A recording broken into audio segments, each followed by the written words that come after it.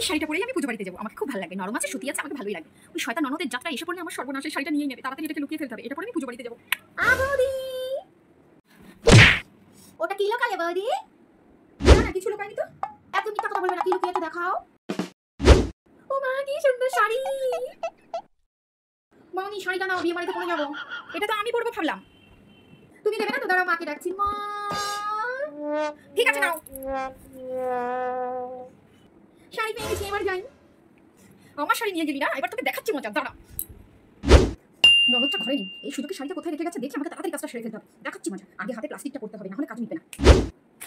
হাতে প্লাস্টিকটা পরে নিয়েছি, এইবার আমাকে বিচুটি পাতাটা ভালো করে শাড়িতে ঘষে দিতে হবে। শাড়িটা কোথায় দেখি? আমার শাড়ি পরা না, তাড়াতাড়ি পালাই। শাড়িটা পরে আমাকে হ্যাপি বিউটিফুল লাগছে, বিউটিফুল বিউটিফুল। চুল কাচ্ছে কেন এরকম? দেখ কেমন লাগে। বাবারে বাবারে বাবারে, এত চুল কাচ্ছে শাড়িটা পরে কেন?